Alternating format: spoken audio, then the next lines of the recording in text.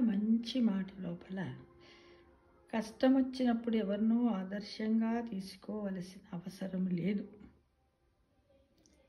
మీ అమ్మా నాన్నల్ని ఒకసారి తలుచుకోండి.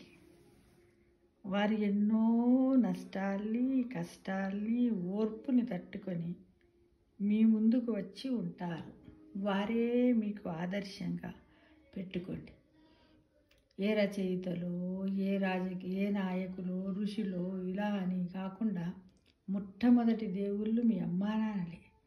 వాళ్ళు ఎలా కష్టపడ్డారు, వాళ్ళు ఎలా సాధించారు, వాళ్ళ యొక్క ఆత్మగౌరవాన్ని ఏ విధంగా కాపాడుకుంటూ వాళ్ళు మిమ్మల్ని ఇంత వాళ్ళని చేశారు. వాళ్ళే మీకు ఒక ఏంటిది ఎన్సైక్లోపీడియా అని అనుకొని వాళ్ళ కష్టసుఖాల్లో ఉన్నటువంటి వాళ్ళ సమస్యలను వాళ్ళు ఎలా పరిష్కరించుకున్నారు అని వాటిని మీరు మళ్ళీ మీ జీవితంలో ఇంప్లిమెంట్ చేసినట్టయితే మీరు కూడా వాళ్ళలాగా సక్సెస్ అవుతారు ఫ్రెండ్స్.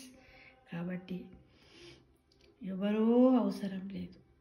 వాళ్ళనే అంటే వాళ్ళు బ్రతికి ఉంటే వాళ్ళ సలహా తీసుకోండి. అంతకంటే సంతోషకరమైన విషయం ఇంకొకటి లేదు మీకు. ఎందుకంటే వాళ్ళకి అనుభవజ్ఞులు, వాళ్ళకు అనుభవం ఉంటుంది కాబట్టి సందర్భానుసారంగా వాళ్ళు సమయస్ఫూర్తి ఉంటుంది కాబట్టి చెప్పగలుగుతారు.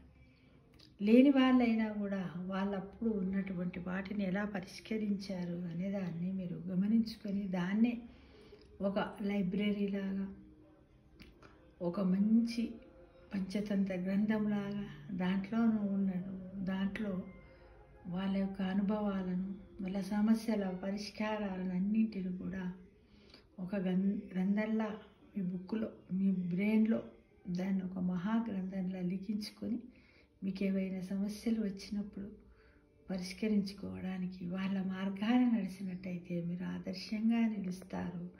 అందులో సందేహమే లేదు మిత్రమా. అవునంటారా, కాదంటారా? పెట్టండి.